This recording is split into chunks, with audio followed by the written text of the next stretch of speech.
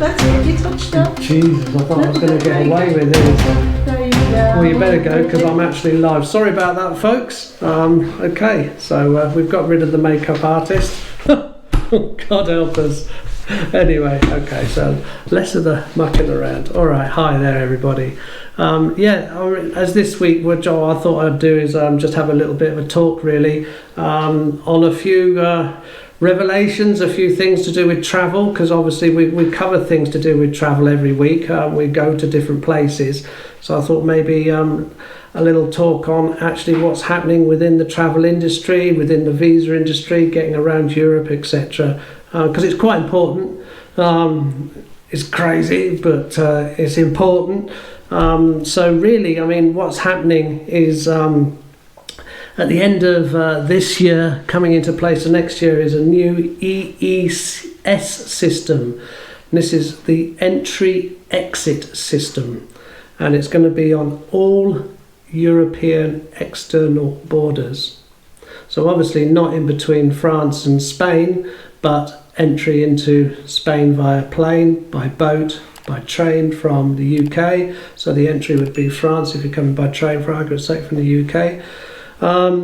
And basically you're going to have facial biometrics at all entry points, not just airports. So as I said, it's going to be ferries, trains, airports, and they're going to have the facial biometrics. So the first time you go through this EES system, keeps wanting to say EEC, EES system, you're going to actually have 4 fingerprints taken. And they will then check to see whether you're in the system or not.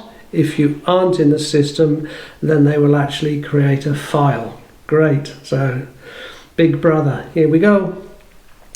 But no, I mean, at the end of the day, I mean, as I explained a little bit, into a little bit more depth, it's actually, I think, going to be a good thing in one respect. So basically then, once your file's created, you're in the system, the EES system, and then the next trip that you make, you'll literally just go by facial recognition, bang, you're through. You don't have to have passport stamped, you don't have to have anything else like that going on. In fact, they'll probably be doing away eventually with the passports altogether, because the facial recognition is everything. I mean, that's the whole point of the passport, isn't it? It's a picture, and then they look at the picture against you, and then they go and scan it. So it's going to do away with fraudulent stamping, not being stamped, because it's all going to be recorded online on computers. So yeah, you're just going to go through facial recognition, bang, straight through. So this is going to alleviate a lot of time for travelling with passport control, if they're just going to do facial recognition. And as I said, this is all to come into effect at the end of 2023, beginning of 2024. And I know Alicante Airport have actually already got the whole system in place ready. Which doesn't surprise me. So that's the EES system. On top of that, coming from January 2025, you're actually going to have the ETIAS system. ETIAS, I suppose. It's a European travel permit, basically. You can apply for it online. It's a form you fill in. It's valid for 3 years, and if you're in transit through Europe, you will not need it because you're already entered into Europe, if that makes sense. So you know, the first time you come into Europe, you go to Spain. That's it. You've got your valid permit. You've had your facial recognition. You can now travel all the way around Europe because you've got the ETIAS visa, the European travel permit. It's going to cost €7, and as I said, it's going to last for 3 years.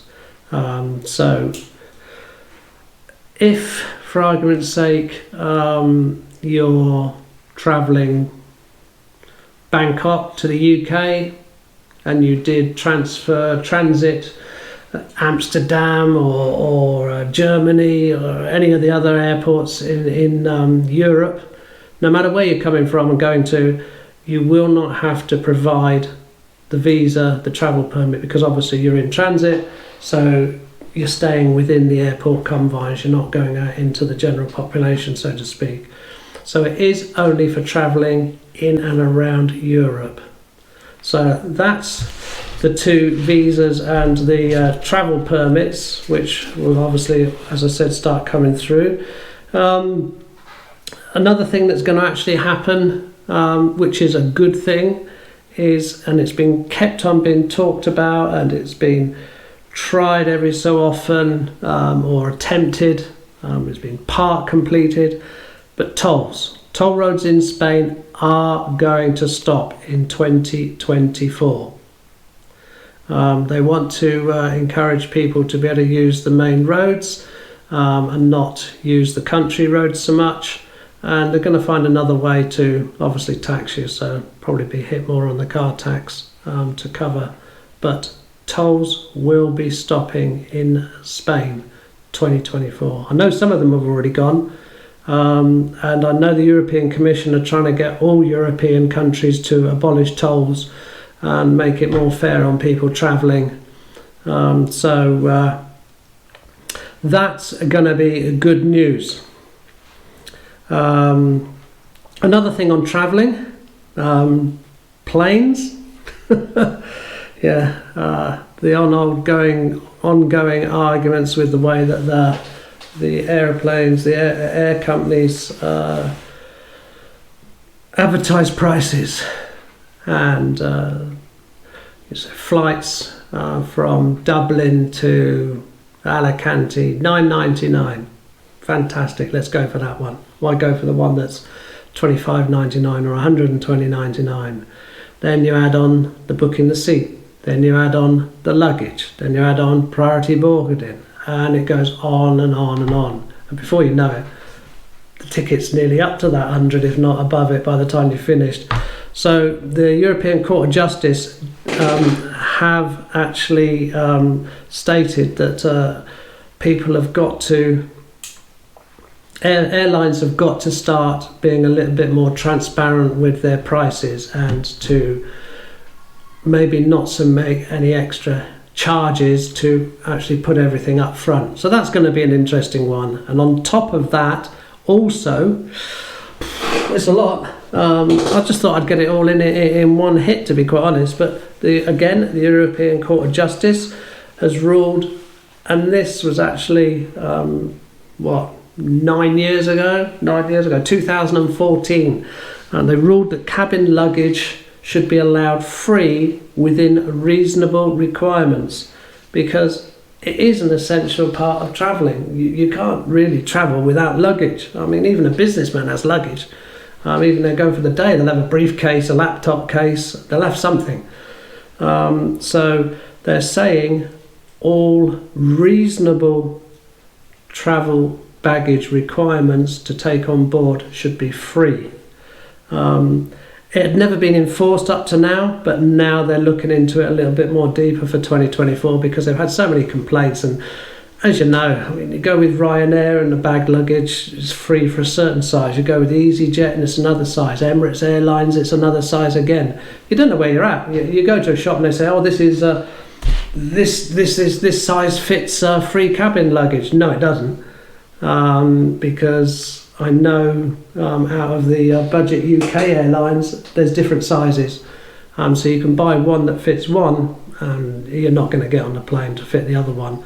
And we found this out when we flew over to the UK recently. I won't mention the travel airline. I won't be unfair to them and pick them out. But we couldn't take our carry-on wheelie luggage on that particular airline because it was classed as too big, but it was okay on another UK budget airline. So I mean, that's really it. I didn't want to go into massive details, but all I'd like to say is if you have any questions, have any comments, please put it down below, and I'll see what I can do to find out. I'll answer or take on board what you've said. And while I'm on about that, also, you can click the subscribe button and the like button, please. Let's get some more subscribers on our channel, and let's push this channel forward a little bit more. Next week, we're hoping to go down to another seafront. We might go for a bike ride if it's nice, so we'll see how that's going. But that's it really on the travel aspects, as I said. So quite a few changes are happening travel-wise over the next couple of years.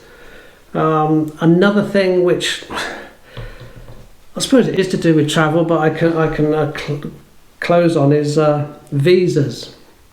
Visas for Spain or visas for Europe, but let's concentrate on visas for Spain. France are instigating it, and Spain are actually following suit, and they're applying to the European Commission to ask for the 90-day rule to be lifted for all second homeowners. Now, at the moment, Spanish can go to the UK for 180 days, but the UK cannot go to Spain. They've got to go for 90 days out of 180, as you know. And then they've got to wait until that 180-day window's finished before their 90 days starts again. And of course, it doesn't... If you land in France on March the 1st, that's when your 90 days starts. So you might go to Spain, but you can't stay in Spain for 90 days because you've already had one day in France, so that's 89 now. So this is something that people aren't aware of, and they don't take care about.